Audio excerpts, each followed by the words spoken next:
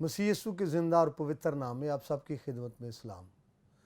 मैं हूं खुदावंद का खादिम पास्टर यूनुस एम सालिम, आपकी खिदमत में हाज़िर हुआ हूं ज़बूर की तफसीर के साथ। आए अपने सर को झुकाएं, अपने आँखें बंद करें, दुआ मांगें।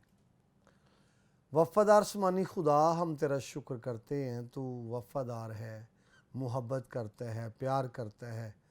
तूने अपने बेटे यीशु मसीह की मार्फत हम सब से प्यार किया है, तेरा शुक्र करते हैं।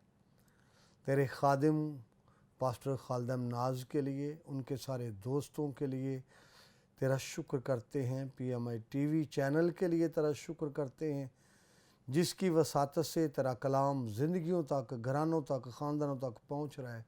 तेरा शुक्र करते हैं। अभी तेरा कलाम जब पेश किया जाए, बड़ी मदद करना। सारा जलाल, सारी इज़्ज़त तुझे मिले, यीशु मसीह के नाम से मांगते हैं, आमीन। लास्ट एपिसोड में हम ज़बूर 6 उसकी पहली आयत पर गुफ्तगू कर रहे थे। ऐ खुदावंद, तू मुझे अपने कहर में ना झिड़क, आयत का दूसरा हिस्सा, और अपने गैज़ो गज़ब में मुझे तंबी ना दे। तो बात हम ये कर रहे थे कि यहाँ पर जो गैज़ो गज़ब और कहर का लफ्ज़ यूज़ हुआ है, अरबी ज़ुबान के ये अल्फाज हैं, और इससे मुराद है गुस्से की इंतहा। इससे मुराद है सख्त गुस्सा, गुस्से की तेज़ी। और मैं आपको एक मज़े की बात आपके सामने रखना चाहता हूँ कि यहाँ पर जो इब्रानी ज़ुबान का लफ्ज़ इस्तेमाल हुआ है, जिसका तर्जुमा ये कहर किया गया है, उसका तर्जुमा नथने भी है। नथने भी है, नाक के नथने। और मैं आपको बताना चाहता हूँ, आपने भी ये देखा होगा कि अक्सर लोगों का जो गुस्से का इजहार है वो नाक पर होता है।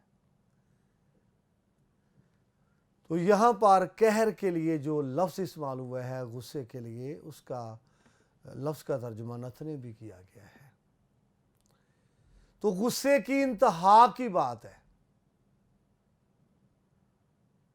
गुस्से की तेज़ी की बात है। मैं बात ये कर रहा था तो वक्त के जो मुखालफिन थे वो ये सोचते थे कि खुदा जो है ज़बूर नवीस से अलग हो गया है, ज़बूर नवीस से गुनाह सरज़द हुआ है, और इस गुनाह की वजह से इसको बीमारी लग गई।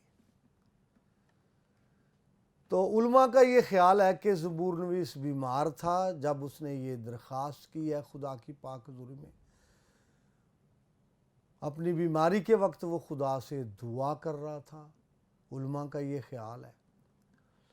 और इसको अंडरस्टैंड करने के लिए आप अयूब की बात को मद्देनज़र रखें कि जब अयूब हालात का शिकार हुआ तो जितने भी उसके दोस्त थे वो तसल्ली देने के लिए आए, जो दोस्त थे बात करने के लिए आए, तो वो यही साबित करना चाहते थे अपनी बातों से कि ज़रूर तुझसे कोई गुनाह जो है वो सरज़द हुआ है, जिस वजह से बीमारी तुझ पर आई है, जिस वजह से तेरा जो घर है वो उजड़ गया है, जिस वजह से तेरे बच्चे मर गए हैं, जिस वजह से तेरा मालो मता सब कुछ जाता रहा।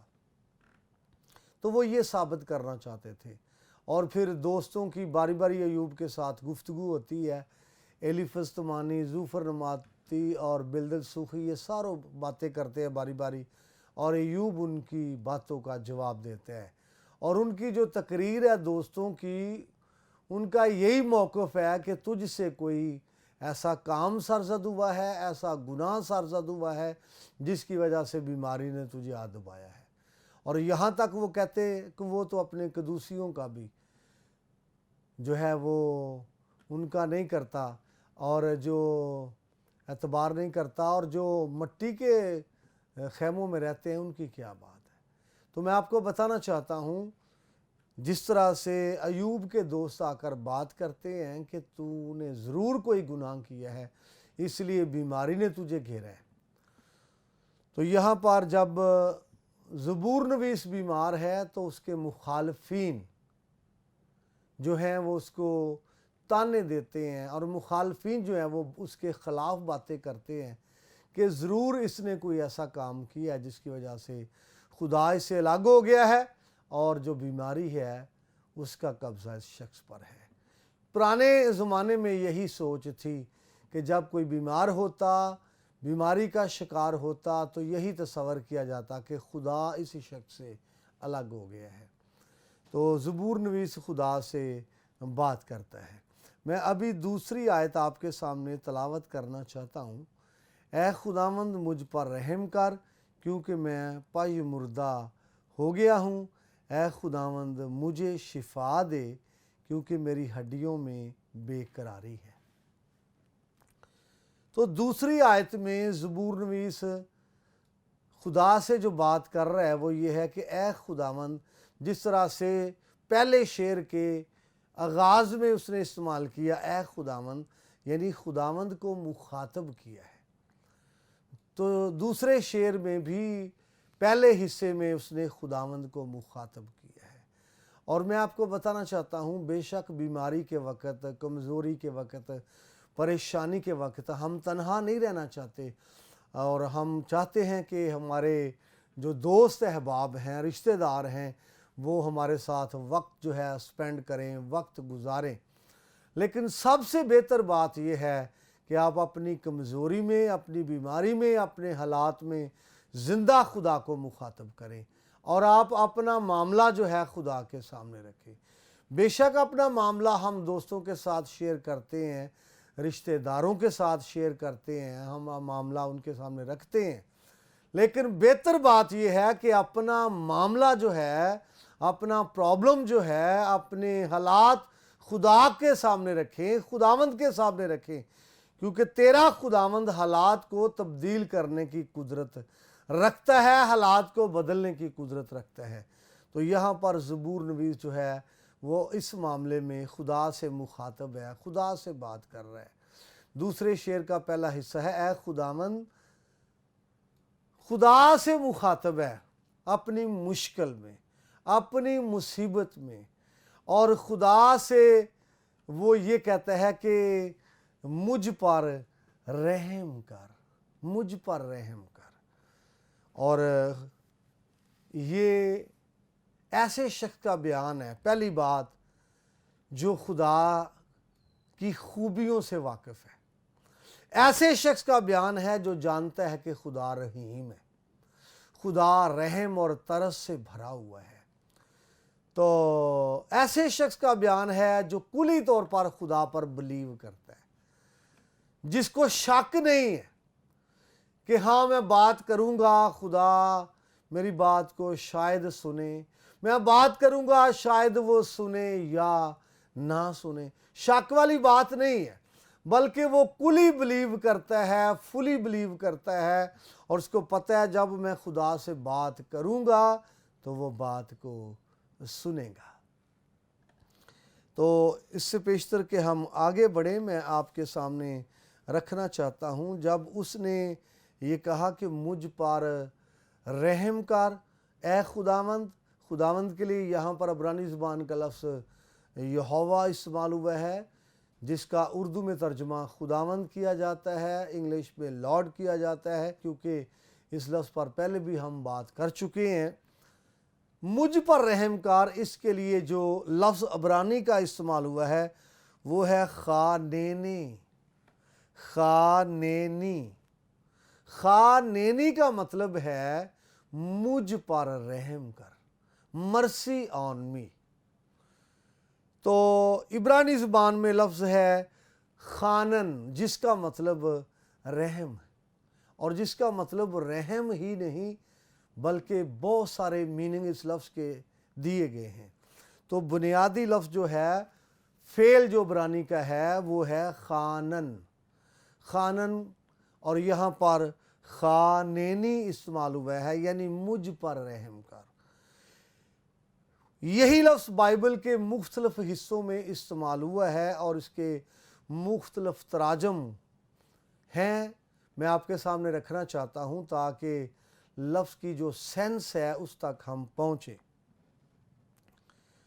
پیدائش کی کتاب اس کا 33واں باب اس کی 5ویں آیت میں یہی لفظ استعمال ہوا ہے خانن، اور اس کا ترجمہ یہاں پر عنایت کیا گیا ہے۔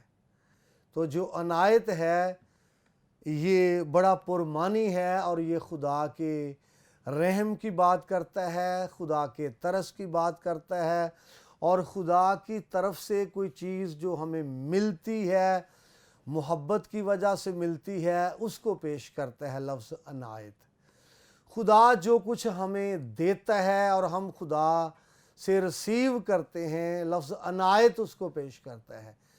جو کچھ بھی خدا سے ہم ریسیو کرتے ہیں وہ خدا کی عنایات ہیں، اور خدا نے ہمیں وہ چیزیں عطا کی ہیں، اس لیے لفظ خانن کا اردو میں ترجمہ پیدائش 33 باب کی 5ویں آیت میں عنایت کیا گیا ہے۔ پھر 33 باب کی 11ویں آیت میں اسی لفظ کا ترجمہ فضل کیا گیا ہے، اور پھر 43واں باب اس کی 29ویں آیت میں اسی لفظ کا ترجمہ مہربان کیا گیا ہے۔ اور میں آپ کو بتانا چاہتا ہوں اس طرح سے ہم لفظ کی سینس تک پہنچ سکتے ہیں کہ لفظ جو خانن ہے اس کا ترجمہ عنایت اور خدا کا فضل اور خدا کی مہربانی وغیرہ کیا گیا ہے۔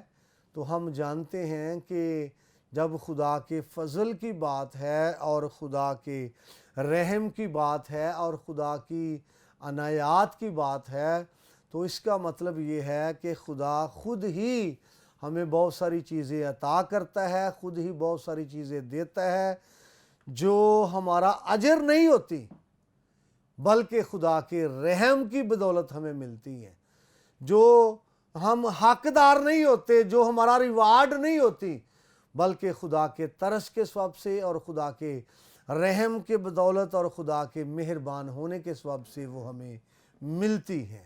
اسی لیے یہ لفظ یہاں پر یوز ہوا ہے، اور میں نے اتنے تراجم آپ کے سامنے اس لیے رکھے ہیں تاکہ لفظ جو اردو میں استعمال ہوا خداوند مجھ پر رحم کر، ہم اس کو انڈرسٹینڈ کریں، مجھ پر رحم کر خانینی عبرانی میں یوز ہوا ہے، جس کا اردو میں ترجمہ مجھ پر رحم کر، مرسی آن می۔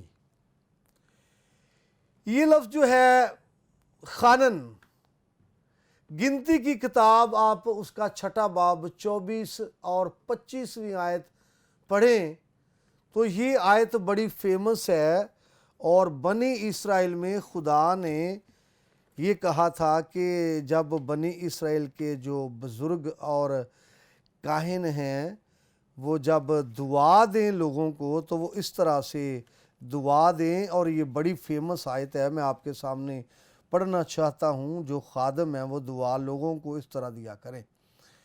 یہ 22 آیت سے شروع ہوگا۔ اور خداوند نے موسیٰ سے کہا کہ ہارون اور اس کے بیٹوں سے کہہ، تم بنی اسرائیل کو اس طرح دعا دیا کرنا، تم ان سے کہنا خداوند تجھے برکت دے اور تجھے محفوظ رکھے، خداوند اپنا چہرہ تجھ پر جلوہ گر فرمائے اور تجھ پر مہربان رہے، خداوند اپنا چہرہ تیری طرف متوجہ کرے اور تجھے سلامتی بخشے۔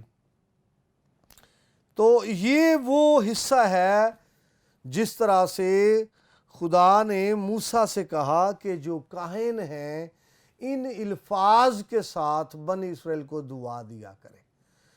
یہ وہ پیسج ہے جن الفاظ کے ساتھ جو کاہن ہیں ہارون اور اس کے بیٹے بنی اسرائیل کو دعا دیا کرتے تھے، بنی اسرائیل کو برکت دیا کرتے تھے۔ تو یہاں پر ایک لفظ استعمال ہوا ہے، یہ 25ویں آیت میں ہے کہ خداوند جو ہے تجھ پر مہربان رہے۔ جب یہ کہا گیا مہربان رہے تو عبرانی کا لفظ یہاں پر خانن استعمال ہوا ہے۔ تو یاد کیجئے یہ خانن کا وہ لفظ ہے جو اس دعا میں یوز ہوا ہے جو بنی اسرائیل کو کاہن دیا کرتے تھے، یا اس دعا میں یوز ہوا جس کے بارے میں خدا نے موسیٰ سے کہا کہ ہارون کو بتا دے، ہارون اور اس کے بچے عوام کو، پبلک کو، بنی اسرائیل کو ان الفاظ کے ساتھ دعا دیا کریں، اور اردو میں وہ لفظ ہے کہ خداوند تجھ پر مہربان رہے۔ اسی لیے زبور نویس نے ریکویسٹ کی ہے، بات کی ہے، گفتگو کی ہے خداوند سے کہ خداوند مجھ پر رحم کر۔ اور میں آپ کو بتانا چاہتا ہوں، ہم سب کو مشکلات کا تجربہ ہوگا، ہم سب کو مصیبتوں کا تجربہ ہوگا، ہم سب کو الجھنوں کا تجربہ ہوگا، اور ہاتھ پاؤں مارنے سے بات نہیں بنتی، کوشش کرنے سے بات نہیں بنتی، بھاگ دوڑ سے بات نہیں بنتی، بلکہ بات بنتی ہے خدا کے رحم کرنے سے۔ اور جب خدا رحم کرے گا تو پھر آپ موت کے منہ میں بھی بچ سکتے ہیں۔ جب خدا رحم کرے گا تو پھر آپ کو وہ بچائے گا، آپ کو رہائی دے گا، آپ کو آزادی، خلاصی، چھٹکارا دے گا۔ تو دوسری آیت کے پہلے حصے میں زبور نویس نے یہی بات کی ہے، خداوند مجھ پر رحم کر۔ آگے وہ بات کرتا ہے، کیونکہ میں پائی مردہ ہو گیا ہوں۔ پائی مردہ، پرانے دور میں اس لفظ کو لوگ پس مردہ پڑھتے تھے، اس کا جو تلفظ صحیح ہے وہ پائی مردہ ہے۔ زبور نویس کہتا ہے مجھ پر رحم کر۔ آگے وہ کہتا ہے ریزن کیا ہے، کیونکہ میں پائی مردہ ہو گیا ہوں۔ اور یہاں پر جو عبرانی زبان کا لفظ استعمال ہوا ہے، اس کا مطلب ہے میں ویک ہو گیا ہوں، کمزور ہو گیا ہوں۔ تو جب بھی آپ کمزور ہوتے ہیں، توجہ کیجئے، آپ جسمانی طور پر کمزور ہوتے ہیں، آپ روحانی طور پر کمزور ہوتے ہیں، آپ شخصی طور پر کمزور ہوتے ہیں، اور آپ خاندانی طور پر کمزور ہوتے ہیں، جب بھی کمزور ہوتے ہیں زور آور آپ کو خدا ہی کر سکتا ہے۔ کیونکہ پالوس رسول کو یہ اس بات کا مکاشفہ ملا، وہ کہتا ہے میں جب کمزور ہوتا ہوں اور زور آور ہوتا ہوں۔ کیا ہوتا ہوں؟ کمزور ہوتا ہوں، تو پھر کیا ہوتا ہوں؟ زور آور۔ تو آپ جب کمزور ہوتے ہیں، شخصی کمزوری کی بات کریں، خاندانی کمزوری کی بات کریں، آپ جسمانی کمزوری کی بات کریں، روحانی کمزوری کی بات کریں، ہر طرح کی کمزوری میں خدا ہی آپ کو زور بخش سکتا ہے، خدا ہی آپ کو زور دے سکتا ہے۔ تو یہاں پر زبور نویس خدا سے ریکویسٹ کرتا ہے، خداوند مجھ پر رحم کر، کیونکہ میں کمزور ہو گیا ہوں۔ اور میں اس بات کو تھوڑا آگے بڑھانا چاہتا ہوں تاکہ ہم بات کو انڈرسٹینڈ کریں کہ جب ہم کمزور ہوتے ہیں تو ہم از خود زوراور نہیں ہوتے، بلکہ ہمارا خدا ہی جو ہے ہمیں زور بخشے گا اور بخشتا ہے۔ زبور جو ہے وہ 89 ہے، اس کی 21ویں آیت میں پڑھنا چاہتا ہوں۔ میرا ہاتھ اس کے ساتھ رہے گا، میرا بازو اسے تقویت دے گا۔ نوٹ کریں ذرا، یہاں خدا بات کر رہا ہے اپنے بندے کے بارے میں، یہاں خدا کا خوبصورت وعدہ ہے اپنے بندے کے بارے میں، اور خدا کہتا ہے میرا ہاتھ اس کے ساتھ رہے گا اور میرا بازو اسے تقویت دے گا۔ بات جو قابل غور ہے وہ یہ ہے کہ خدا کا بازو تقویت دے گا، اور زبور نویس اقرار کرتا ہے کہ میں کمزور ہو گیا ہوں۔ کیا ہو گیا ہوں؟ کمزور ہو گیا ہوں۔ تو یہاں پر پائی مردہ کا لفظ استعمال ہوا ہے، میں نے آپ کو بتایا انگلش میں بھی ویک کا، اور عبرانی میں بھی جس لفظ کا ترجمہ ہے وہ ویک ہی کیا گیا ہے، میں کمزور ہو گیا ہوں۔ اور کبھی آپ اس سینس کو مد نظر رکھتے ہوئے کہ جو خدا پر بھروسہ کرتے ہیں، خدا پر بلیو کرتے ہیں، خدا پر ایمان رکھتے ہیں، تو ان کے بارے میں یہ بات ہے، اور یہ بڑی فیمس بات ہے۔ یسایہ کی کتاب میں آپ کے سامنے نکالنا چاہتا ہوں، یسایہ کی کتاب اس کا 40واں باب، اس کی 29वीं आयत है, बड़ी फेमस है। वो थके हुए को ज़ोर बख्शता है और नातवां की तवानाई को ज़्यादा करता है। नौजवान भी थक जाएंगे और मांदा होंगे और सूरमा बिल्कुल गिर पड़ेंगे, लेकिन खुदावंद का इंतज़ार करने वाले असर नौ ज़ोर हासिल करेंगे। वो उकाबों की मानंद बालों पर से उड़ेंगे, वो दौड़ेंगे ना थकेंगे, वो चलेंगे और मांदा ना होंगे। यहाँ पर ऐसे लोगों की बात है जो खुदा का इंतज़ार करते हैं कमज़ोरी में। वो कहता है वो असर नौ ज़ोर हासिल करेंगे। तो ज़बूर नवीस खुदा पर आंखें लगाए हुए है। ज़बूर नवीस खुदा की बात करता है। ज़बूर नवीस अपनी कमज़ोरी में खुदा का रहम मांगता है, अपनी बीमारी में खुदा का रहम मांगता है और खुदा के तरस की बात करता है। इसलिए वो खुदा पर नज़रें जमाए हुए है और खुदा ही से कहता है। और इसी आयत का अगर दूसरा हिस्सा देखा जाए तो वहाँ पर कहता है खुदावंद मुझे शिफा दे क्योंकि मेरी हड्डियों में बेकरारी है।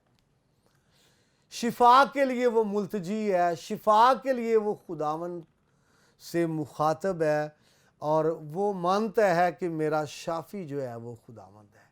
वो मानता है कि मेरा शाफ़ी आसमानी है। ये बड़ी खूबसूरत बात है।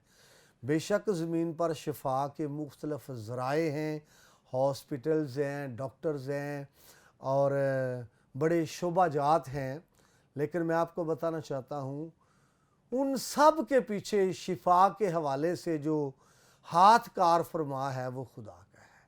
और ज़बूर नवीस की यहाँ खूबी है, वो खुदा से मुखातब है कि मुझे शिफा जो दे। आगे वो कहता है मेरी हड्डियों में, अपनी वो हड्डियों की बात करता है, बेकरारी है। तो चूँकि जिस्म जो है ये एक ढांचा है हड्डियों का, और हड्डियों ही पर बुनियादी तौर पर तो ये हड्डियों का ढांचा है और हड्डियों के साथ ही फिर नसें हैं और ये गोश्त है और ये चमड़ा है, तो एक इंसानी वजूद नज़र आता है। तो यहाँ हड्डियों से मुराद जिस्म की तमाम हड्डियाँ हैं। तो ताकत के लिए, सेहतमंदी के लिए हड्डियों का सेहतमंद होना बड़ा ज़रूरी है। और बेकरार हड्डियाँ उस वक्त होती हैं जब इंसान कमज़ोर है या बीमार है। और ये जो बात हमने सीखी है ज़बूर 6 में, यही सेम बात आपके सामने रख के मैं वाइंड अप करूँगा। ज़बूर 38 में भी ऐ खुदावंद अपने कहर में मुझे झिड़क ना दे और अपने गज़ब में मुझे तंबी ना कर। वही बात जो ज़बूर 6 में है हम ज़बूर 38 की पहली आयत में भी देख रहे हैं। मैं खुदावंद का शुक्र करता हूँ खुदावंद के कलाम के लिए। उम्मीद करता हूँ आपने खुदावंद के कलाम के सब से बरकत पाई है। दोबारा खुदावंद के फजल से मुलाकात करेंगे। खुदावंद खुदा आप सबको बड़ी बरकत दे। आमीन।